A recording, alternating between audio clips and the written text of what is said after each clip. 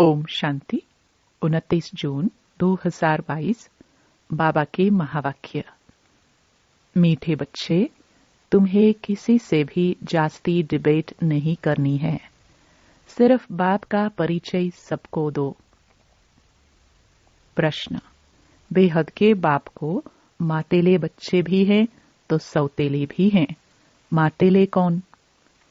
उत्तर। जो बाप की श्रीमत पर चलते हैं, पवित्रता की पक्की राखी बांधी हुई है। निश्चय है कि हम बेहद का वर्षा लेकर ही रहेंगे। ऐसे निश्चय बुद्धि बच्चे मातेले बच्चे हैं। और जो मनमत पर चलते, कभी निश्चय कभी संशय प्रतिज्ञा करके भी तोड़ देते हैं, वह है सौतेले। सपूत बच्चों का काम है बाप की हर बात मानना। बाप पहली मत देते हैं, मीठे बच्चे, अब प्रतिज्ञा की सच्ची राखी बांधो, विकारी वृत्ति को समाप्त करो। गीत। जाग सजनिया जाग। ओम शांति। बच्चों ने गीत का अर्थ तो समझ लिया। नई सृष्टि, नया युग और पुरानी सृष्टि, पुराना युग। पुरानी सृष्टि के बाद आती है नई सृष्टि। नई सृष्टि की रचना परमपिता परमात्मा ही करते हैं। फिर उसको ईश्वर कहो व प्रभु कहो। उनका नाम भी जरूर कहना पड़े। सिर्फ प्रभु कहने से योग किससे लगाए, किसको याद करे? मनुष्य तो कहते उसको नाम रूप देश काल है नहीं। अरे, उनका शिव नाम तो भारत में बाला है, जिसकी शिवरात्रि मनाई जाती है। उनको बाप कहाँ जाता है? जब बाप का परिचय हो तब बाप से बुद्धि योग लगे। किसी से जास्ती डिबेट करना भी फालतू है। पहले पहले बेहद के बाप का परिचय देना है। वह मनुष्य सृष्टि कैसे, कब और कौन सी रचते हैं। लौकिक बाप तो सतयुग से लेकर कलयुग के अंत तक मिलता ही रहता है, परंतु याद फिर भी पारलौकिक बाप को किया जाता है। वह है परमधाम में रहने वाला पिता। परमधाम कभी स्वर्ग को नहीं समझना। सतयुग तो यहाँ का धाम है। परम धाम है वह जहाँ परमपिता परमात्मा और आत्माएं निवास करती हैं। अब जबकि सभी आत्माओं का बाप स्वर्ग का रचयिता है, तो फिर बच्चों को स्वर्ग की राजाई क्यों नहीं है? हाँ, स्वर्ग की बादशाही कोई समय थी जरूर। नई दुनिया, नया युग था।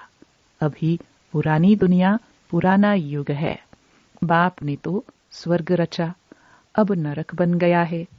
नरक किसने बनाया और कब बनाया? माया रावण ने नरक बनाया। भारतवासियों को तो यह ज्ञान देना बहुत सहज है, क्योंकि भारतवासी ही रावण को जलाते हैं। सिर्फ अर्थ नहीं समझते हैं। भगत सब भगवान को याद करते हैं, परंतु उनका पता न होने के कारण कह देते कि वह सर्वव्यापी है, नाम रूप से न्यारा है, बेअंत है। उनका अंत नहीं पाया जाता है। इसलिए सभी मनुष्य मात्र नाउम्मीद और ठंडे हो गए हैं। ठंडे भी होना ही है, तो उनके आने का, स्वर्ग रचने का टाइम भी हो। अब बाप कहते हैं कि मैं फिर से आया हूं। भक्तों को भगवान से फल तो जरूर मिलता है। भगवान को यहाँ ही आकर फल देना है, क्योंकि सब पतित हैं। वहां तो पतित जा ना सके, इसलिए मुझे ही आना पड़े। मेरा आह्वान करते हैं। भक्तों को चाहिए भगवान। अब भगवान से क्या मिलेगा? मुक्ति, जीवन मुक्ति। सबको नहीं देंगे, जो मेहनत करेंगे उन्हों को देंगे। इतनी करोड़ आत्माएं वर्षा पाएंगी क्या? जब कोई आवे तो बोलो, बाप है स्वर्ग का रचयिता। हम अनुभवी हैं। हम अभी भगवान को ढूंढ नहीं सकते। उनको तो अपने टाइम पर आना है। हमने भी पहले बहुत तलाश की, परंतु मिला नहीं। जप तप तीर्थ आदि किए, बहुत ढूंढा, परंतु मिला नहीं। उनको तो अपने समय पर परम धाम से आना है। आदि सनातन देवी देवताओं को 84 जन्म भी लेना पड़े। 5 वर्ण भी मशहूर है। अभी है शूद्र वर्ण, उनके बाद ब्राह्मण वर्ण। वर्णों पर भी अच्छी रीति समझाना है। विराट रूप में भी वर्ण होते हैं। ब्राह्मणों का भी वर्ण है। उन्हों को पता नहीं है, तो पहले पहले परिचय देना है कि बाप है स्वर्ग का रचयिता और हम हैं ब्रह्मा कुमार कुमारियां। बाप आकर ब्राह्मण रचे तब तो हम देवता बने। प्रजापिता ब्रह्मा नाम है, तो ब्रह्मा मुख द्वारा ब्राह्मण रचते हैं। ब्रह्मा का बाप है शिव बाबा। गोया यह ईश्वर का कुल है। जैसे कृपलानी कुल वासवानी कुल होता है, वैसे इस समय तुम्हारा है ईश्वरीय कुल। तुम हो उनकी औलाद जो सच्चे ब्राह्मण हैं, जिन्होंने पवित्रता की प्रतिज्ञा की है। भल बच्चे तो सभी हैं, परंतु उनमें भी कोई मातेले हैं, कोई सौतेले हैं। मातेले जो हैं, उन्हों को तो पवित्रता की राखी बांधी हुई है। राखी बंधन का भी त्योहार है ना। सब इस संगम युग की बातें हैं। दशहरा भी संगम युग का है। विनाश के बाद फट से दिवाली आती है। सबकी ज्योत जग जाती है। कलयुग में सबकी ज्योत बुझी हुई है। अब बाप को खिवैया बागवान भी कहते हैं। ब्रह्मा विष्णु शंकर को खिवैया व बागवान नहीं कहेंगे। बाप आकर अपने बगीचे में अपने बच्चों को देखते हैं। उनमें कोई गुलाब है, कोई चंपा है, कोई लिली फ्लावर है। हर एक में ज्ञान की खुशबू है। अब तुम कांटे से फूल बन रहे हो। यह है कांटों का जंगल। कितना झगड़ा मारा मारी आदि है, क्योंकि सब नास्तिक है, निधन के हैं। धनी है नहीं जो उन्हों को मत दे और धनी का बनावे। धनी को कोई जानते नहीं, तो धनी को जरूर आना पड़े ना। तो बाप आकर धन का बनाते हैं। मनुष्य चाहते भी हैं कि एक धर्म एक राज्य हो, पवित्रता भी हो। सतयुग में एक धर्म था ना। अब तो दुखदाम है। अब तुम ब्राह्मण वर्ण में ट्रांसफर हुए हो, फिर देवता वर्ण में जाएंगे, फिर इस पतित सृष्टि पर आएंगे नहीं। भारत है सबसे ऊंच खंड। अगर गीता को खंडन नहीं करते तो यह भारत कौन कहलावे। शिव के मंदिर में जाते हैं ना, वह है बेहद के बाप का मंदिर, क्योंकि बाप ही सदगति दाता है। निधन को अनाथों को आकर धन का बनाते हैं। यह बातें बाप के सिवाय और कोई समझा ना सके। और वह सब है भक्ति सिखलाने वाले। वहां तो ज्ञान की बात है नहीं। ज्ञान सागर सदगति दाता एक ही है।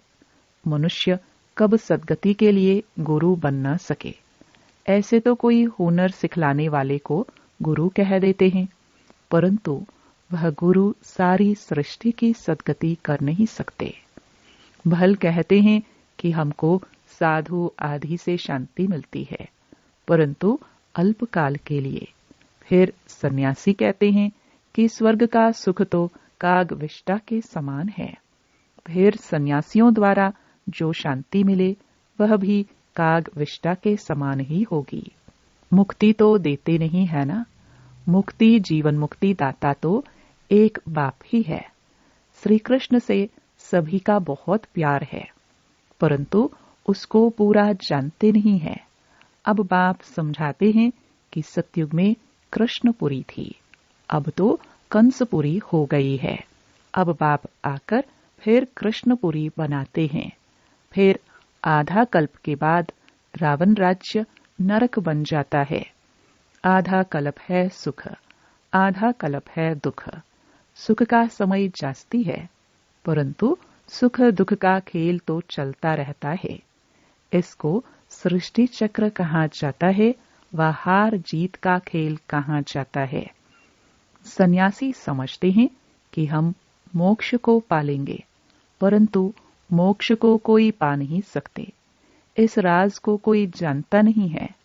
मुक्ति और जीवन मुक्ति बाप के सिवाय कोई दे ना सके। तुम अपनी राजधानी स्थापन कर रहे हो ना, यहाँ तो देखो दुख ही दुख है।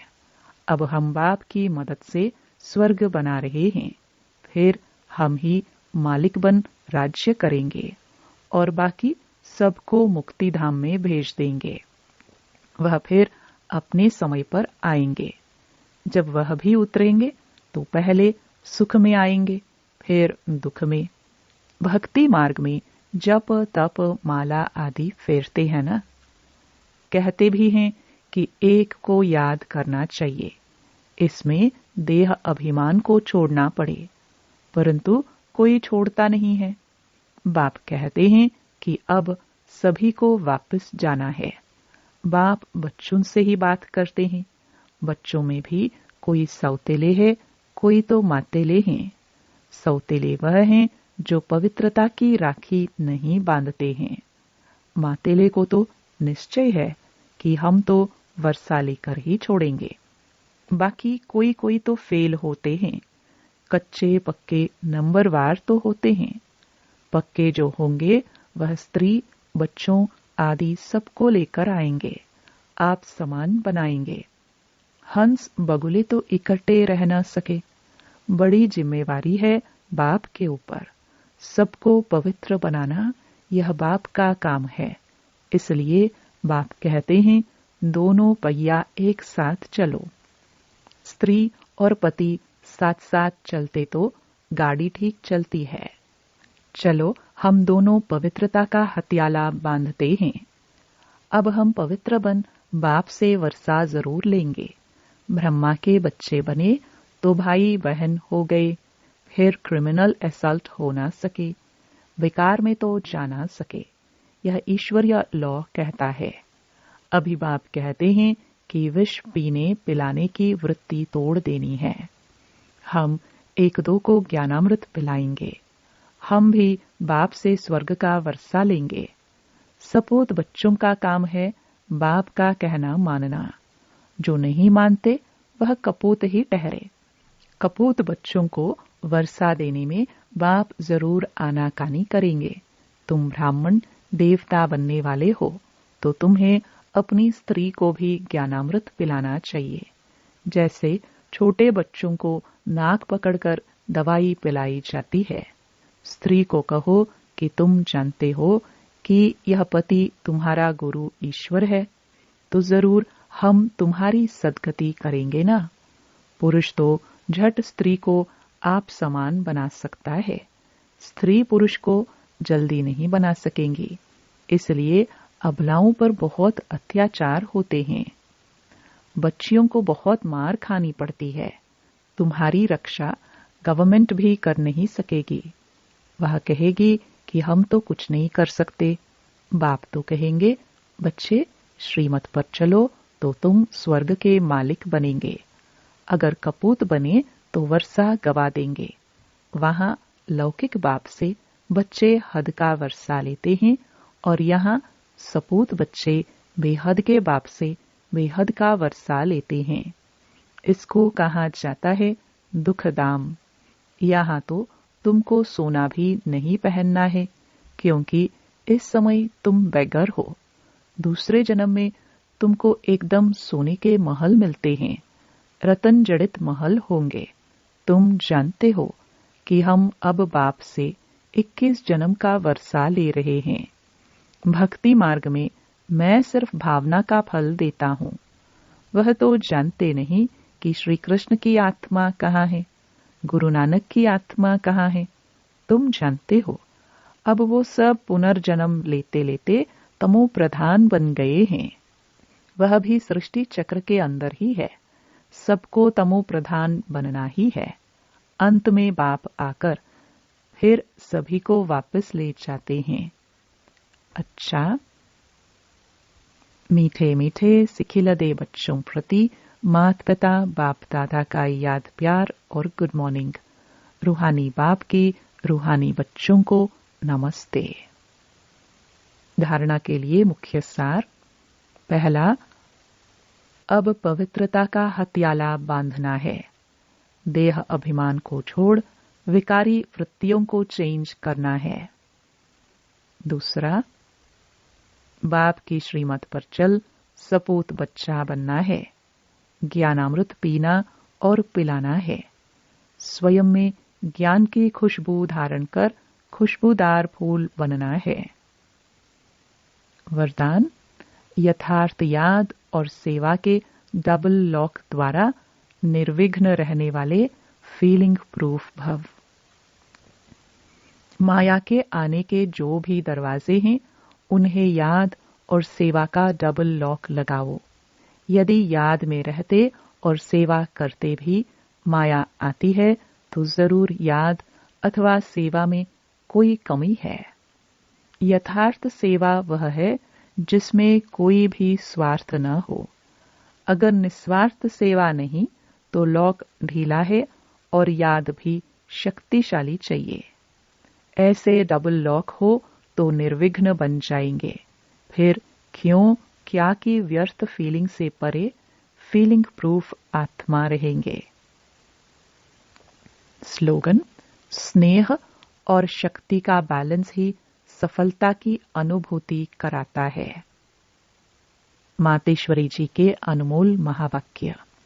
वास्तव में ज्ञान प्राप्त करना तो एक ही सेकंड का काम है, परंतु अगर मनुष्य 1 सेकंड में समझ जाए तो उनके लिए 1 ही सेकंड लगता है। सिर्फ अपने स्वधर्म को जान जावे कि मैं असल में शांत स्वरूप आत्मा हूं और परमात्मा की संतान हूं। अब यह समझना तो 1 सेकंड की बात है, परंतु इसमें निश्चय करने में कोई हठयोग, कोई जप तप, कोई भी प्रकार का साधन करना कोई जरूरत नहीं है। बस सिर्फ ओरिजिनल अपने रूप को पकड़ो।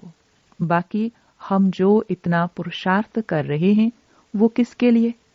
अब इस पर समझाया जाता है, हम जो इतना पुरुषार्थ कर रहे हैं वो सिर्फ इतनी बात पर ही कर रहे हैं। जैसे अपनी प्रैक्टिकल जीवन को बनाना है तो अपने इस बॉडी कॉन्शियस से पूरा निकलना है। असल में सोल कॉन्शियस रूप में स्थित होने व इन दैवी गुणों को धारण करने में मेहनत अवश्य लगती है। इसमें हम हर समय हर कदम पर सावधान रहते हैं।